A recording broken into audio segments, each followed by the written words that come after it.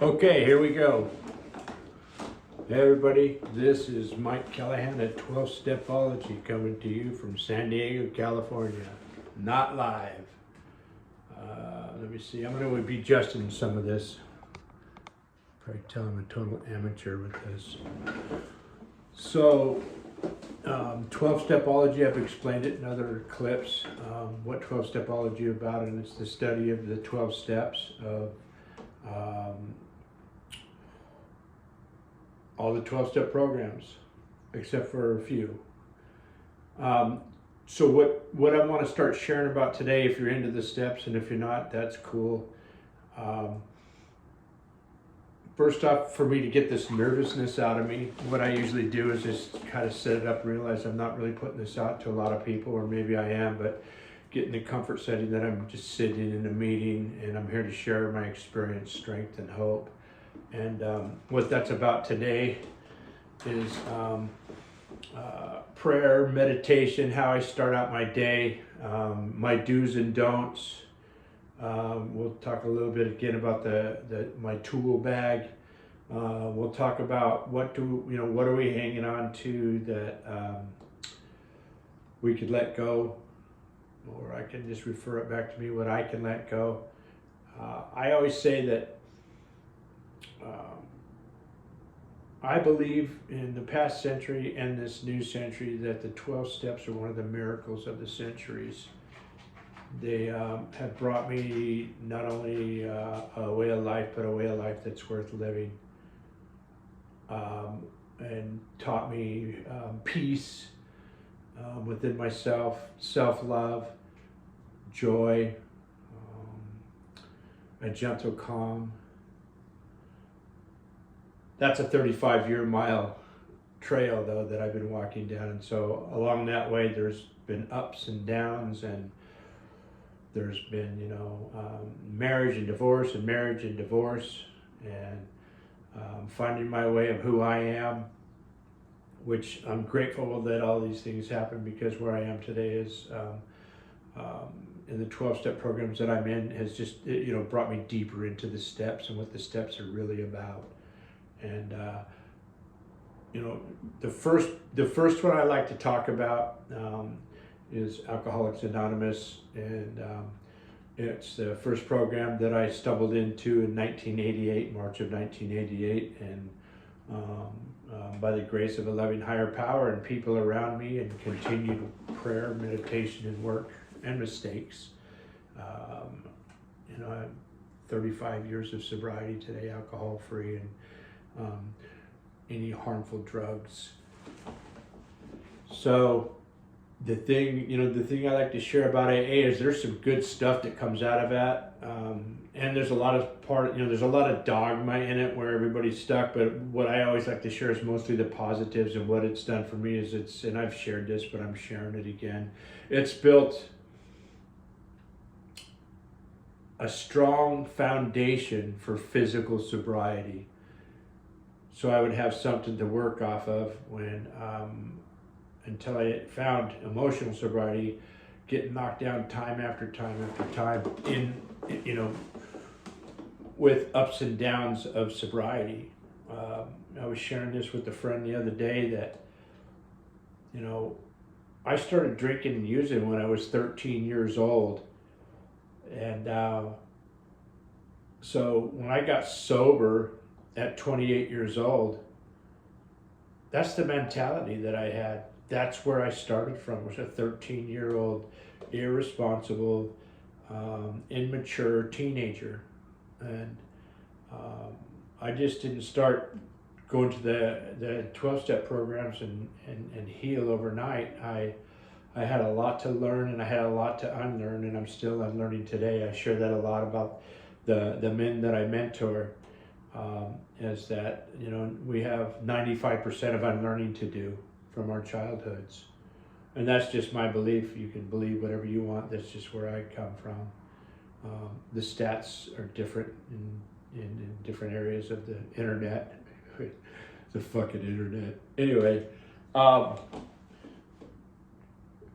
so the piece that I really like to share is that I found a solid sobriety I found that, through the steps, I couldn't stop drinking and I couldn't stop using, no matter what. I didn't have the willpower.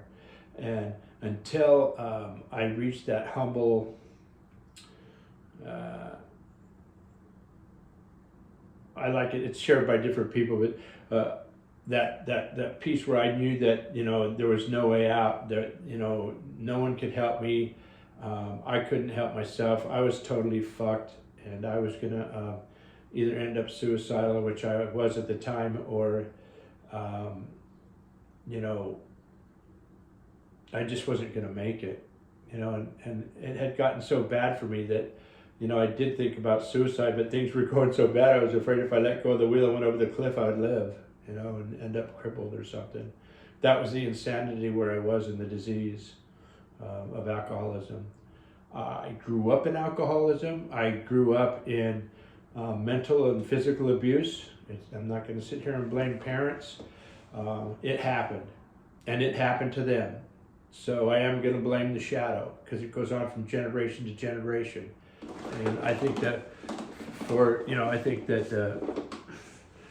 one of the, I don't know if it's the biggest sin, but one of the misconceptions of, you hear people going back into childhood isn't a good thing. And it is if you go back in a way through the 12 steps or through professionals that know what they're doing.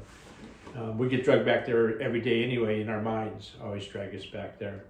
So I grew up in alcoholism, practiced it well, found drugs and perfected drinking and using to the point of, at 20 years old, 150 pounds, pale light blue and half dead, and sitting in jail in Beaver County, Utah. Well, what fun that was. Listening to David Lee Roth, "This must be just like living in paradise." So, over those 35 years, and I'll try to be brief with this because I hate going back into story over and over, but part of it is it's pivotal for what I'm trying to get out to everybody. How the 12 steps can and will work in your life if you decide you want them to. And I always talk about, it's the how, the honesty, the open-mindedness, and the willingness, and you'll hear me share that over and over of what I've learned also, and that's been a pivotal part of my recovery. So, for me, when I found sobriety and I had walked through the 12 steps the first time, I thought, that's it, I'm good. I did my first step and found out all of a sudden I didn't have the craving to drink or use. And all of a sudden I was sitting with 30 days. All of a sudden I was sitting with 90 days. Sharing to all you newcomers, because 90 days was a long fucking time without a drink or a drug. And then all of a sudden I had a year, and holy fuck, it's kind of freaky, because all of a sudden I'm sitting here with 35 years and it flew by. But there's been a lot of ups and downs and a lot of pain and a lot of loss, and a lot of spiritual growth. Spiritual growth isn't always fucking fluffy.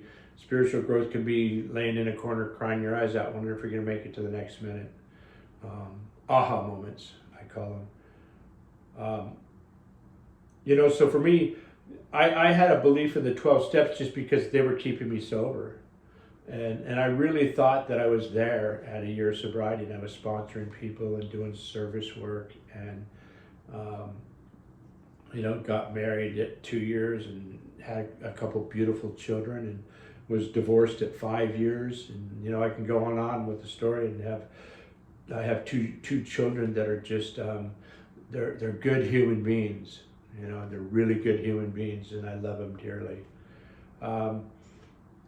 But what I want to get into is prayer, meditation, and I have a couple books here, and some stuff that I got out of the AA program and the 12-step programs that have just been beneficial for me in my life, and how I start out my day. And this is what I want to share with the 12 steppers. I want to share that if you're into the 12 steps and you really want this thing and you're really looking for a happiness, you can find it here. Oh, and did I mention trauma? I'll keep mentioning trauma and PTSD and anxiety and sitting with it and feeling it. And I'm learning how to do the breathing and breath work. I bet you can't tell I have ADHD.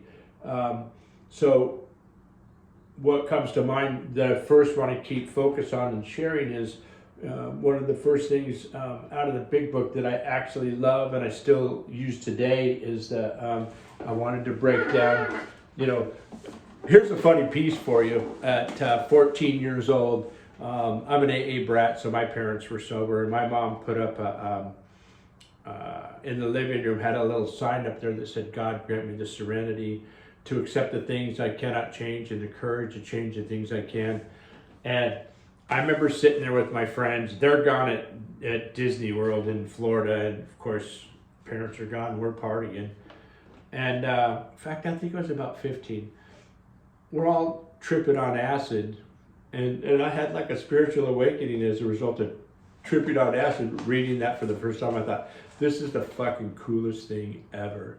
And little did I know that later in my life, I would be using that prayer on a daily basis. And then I have another breakdown of it also. So, the serenity prayer, God grant me the serenity to accept the things I cannot change and the courage to change the things I can and the wisdom to know the difference. I hope I said that right. I've only said it 1,000 times. It's a breakdown. I use it as a breakdown. Like, God grant me the serenity so I get the serenity. Once I get the serenity, and that's sitting quiet, to accept the things I cannot change. And in acceptance comes courage. The courage to change the things I can. And then as time goes on, the wisdom to know the difference. And I used to chant that just so I could get out of my own head. Even to this day, our heads are, I can just say, my own head and my corrupt thinking just take me down dark paths and rabbit holes all the time, and that one will pull me out. Another one I'd like to use is, God grant me the serenity to accept the people I cannot change, the courage to change the one I can, and the wisdom to know that one is me. That's a big piece to help me get out of self and realizing that I'm the one that needs to be doing the work to be in acceptance of others. So that's my breakdown of that. The other thing that I love the 11th step prayer, and you can look this, if you're into prayer and meditation, or if you're if you're atheist, you could use it as intent, I guess. Intention is a good way to use it. The other thing is, or if you're agnostic and you're not sure, if you keep doing this, you'll find that there is a loving higher power that created all of this, the universe. I don't put names to it except for unconditional love. So the other piece that I wanted to share with you is, and I love this, and I was fortunate enough to meet this gentleman at Saturday Night Live in Encinitas when I was secretary over there years ago, and it was Dr. Paul, alcoholic addict, and this is like perfect for me a lot today, and Eckhart Tolle shares about it a lot. There's a lot of spiritual teachers and a lot of books out there that talk about acceptance, and so this one is like, acceptance is the answer to all my problems today. When I am disturbed, it's because I find some person, place, thing, or situation, some fact of my life unacceptable to me at this moment. And nothing, absolutely nothing, happens in this world by mistake. So, and it goes on, it talks about alcoholism, and but it says, unless I accept life completely in life's terms, I cannot be happy. I need to focus on not so much what needs to be changed in the world as what needs to be changed in me, my attitude or thinking or way of life. And I love that. And it's taken years. It's taken years for me to get to finally to soak in. There was a meeting that the Step House up in Acadia has a 7 a.m. attitude adjustment meeting, and I chanted that thing for years in the morning with that group. And I remember standing up one day and just saying, I don't accept this and I don't accept that, and this pisses me off. And that was an aha moment for me too, because then I realized this is part of the reason I'm so miserable, because I don't accept it. I don't accept the situation. I don't accept what's going on. It's worked for me for self, like I don't accept my behavior, and I don't accept this, and it needs to be changed, to the extent to where it's helped me change that behavior through prayer, meditation, step work, journaling. But the other piece that I put on this, I kind of,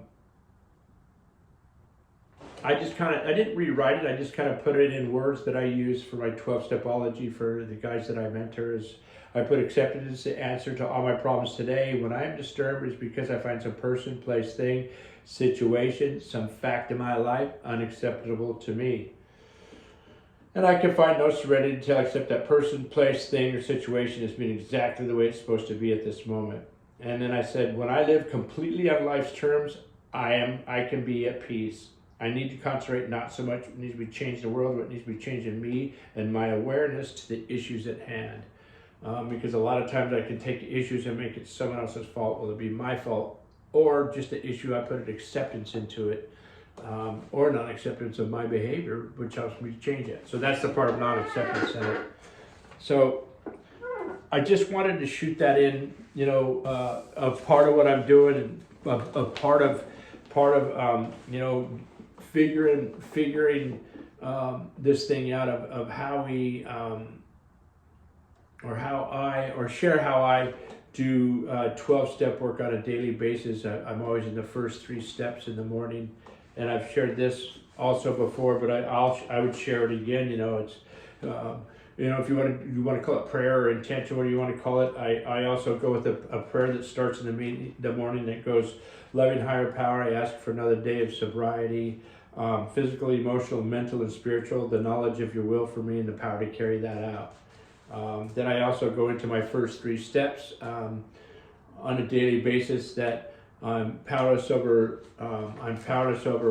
my disease, my addiction, others, the future, the past, story rabbit holes, negative thinking.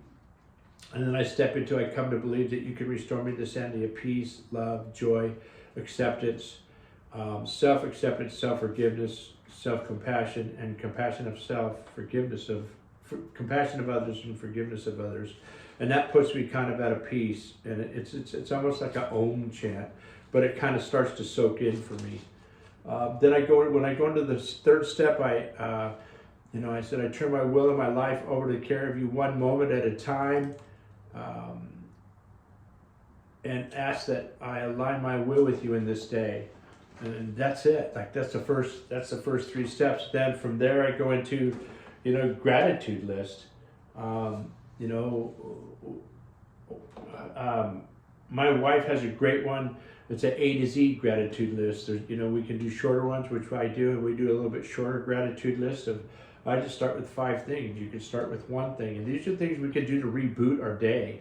That's why when I talk about one moment at a time throughout the day, we really can only live one moment at a time in the day. Like that day can be a long time. So a lot of times I have to stop and reboot. If I'm having a rough day, or if my self-will run right is just going off the tracks. And so that's kind of what I mean by aligning my will. So the biggest piece of it is just finding peace through the day and always checking in on myself.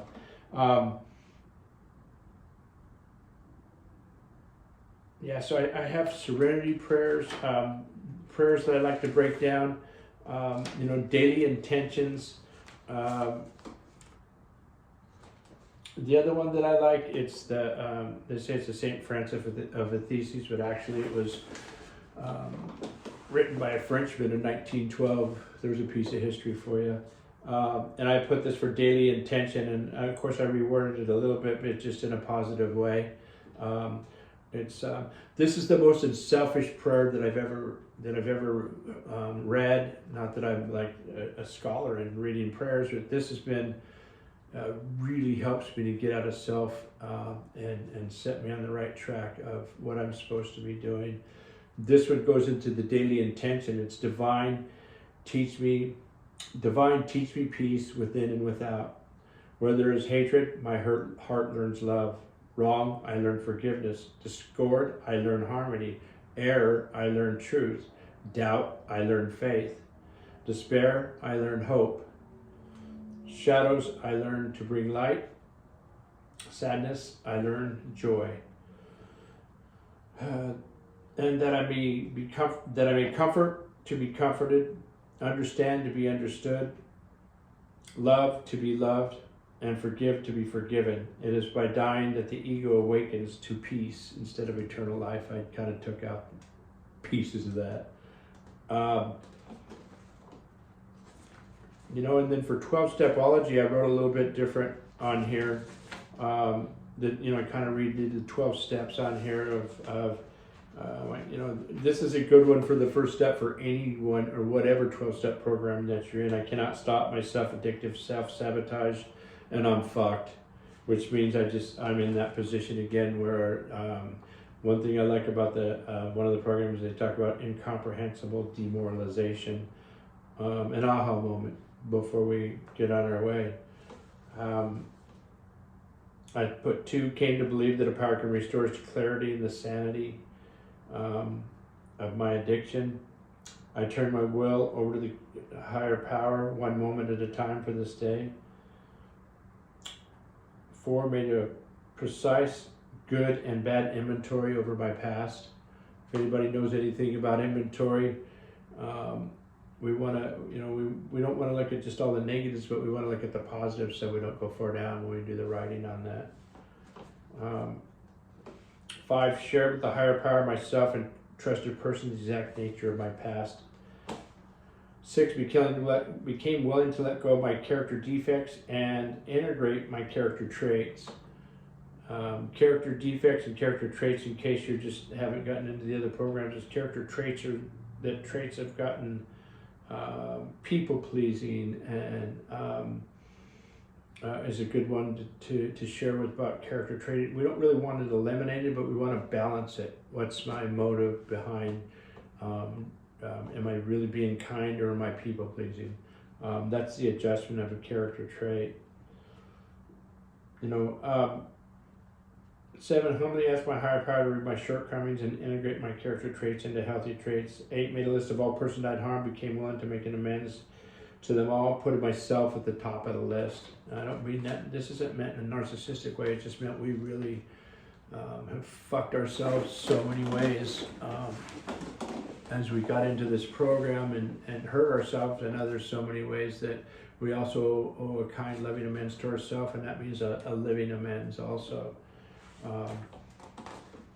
Jumping into 9, made a direct amends except when to do so would injure them or others. That's pretty simplistic. We don't run out and we don't want to run out and make an apology to somebody if they didn't know we did something wrong, or if it's going to harm them to see us again, just so that we can say sorry to them and feel right. It needs to be, definitely looked at with a sponsor or a mentor or a spiritual advisor before we would take that step. 10, continue to take personal inventory when we were wrong, promptly admitted it. That's just pretty straight through, and works out quite well in life. It's all through prayer and meditation to improve our conscious contact with the loving higher power. 12, having had a spiritual awakening as a result of these steps, I shared my recovery, those seeking recovery. In other words, one thing that the book talks about, the big book talks about is, if someone's not ready or they aren't willing, move on, because there's somebody is, and you're just wasting your time trying to get them to,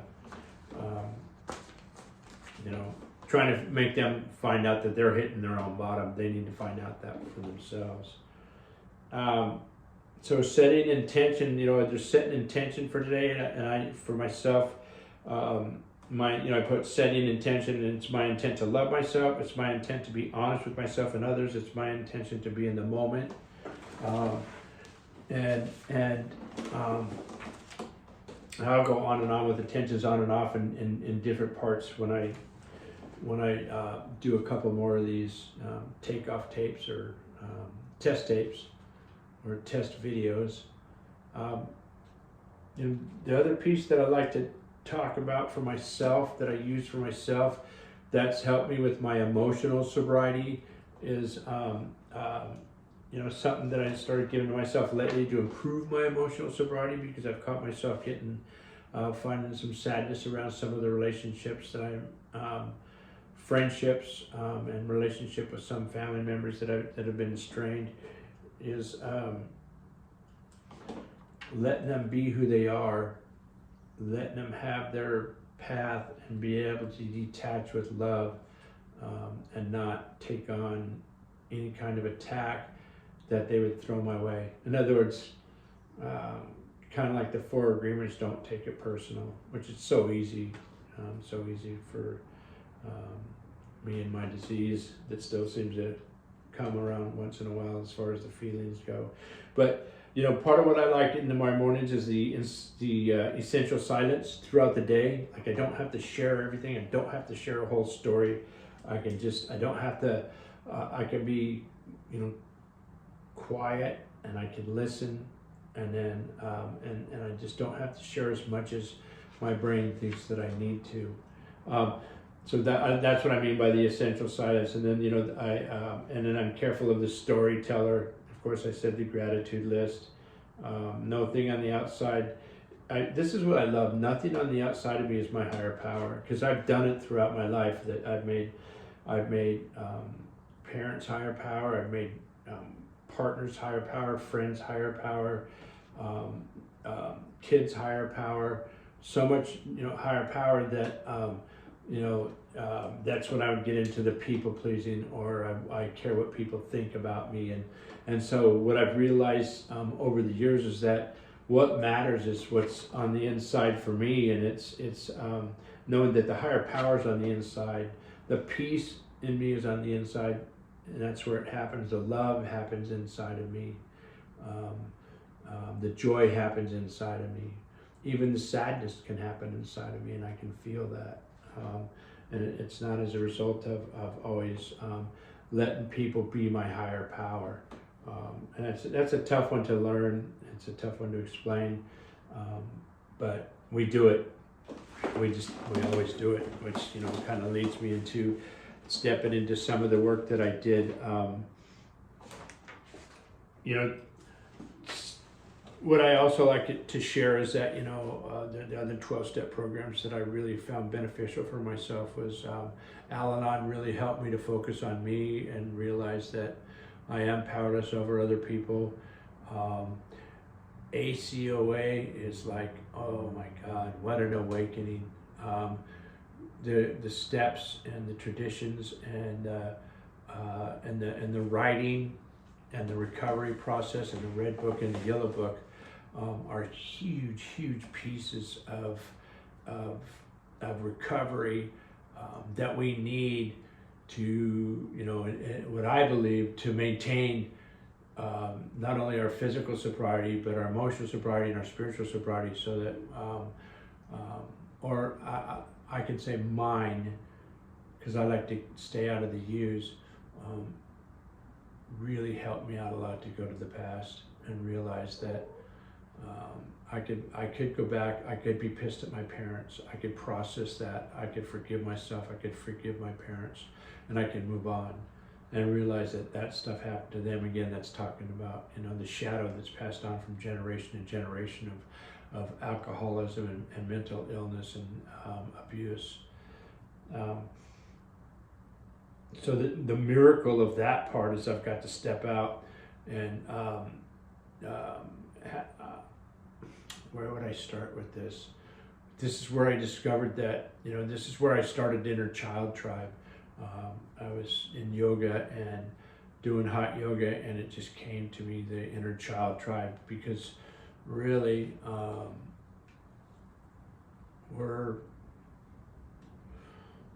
we have inner children. I don't know how else to say it. My little toddler acted out a couple of nights ago, and it was really interesting to watch him come out and shout out, and then I got to see that, and I didn't have to reprimand myself for that. I got to practice a 10th step with it and realized I had a little tantrum, but I realized where that came from. And it sounds a little bit crazy, and that's okay, it is. It's the magic of the program. It's the Joseph Campbell talks about it, going into the hero child, being your own hero, and in the ACA it talks about being a loving parent. And so I got to be a loving parent with that. But there's 4 inner children that we still act out on a daily basis if we really look for it and see it, and that's the toddler will come out, the toddler will come out, the child will come out, the teenager will come out, and then the immature adult will come out. And the infinite time with peace of mind and quiet. So I address the inner children in a different way, so that I can get connected to the true self within. We also talk about in the ACA program is the critical parent or the false self, and that's the part that constantly fucking beats us down. You didn't do this right, and you did this in the past, and if you would have done this, you would be in a better place today. And some days it just got you down like, God, you're just shit. You should be further on financially, and you should. I hate this one. You should act your age. It can just go on, and that's a repeat from past tapes from childhood. And the great part about that, and it's in the Red Book of ACA, is that if you go into the chapter 8, and everybody that I sponsor or mentor, as far as men go, I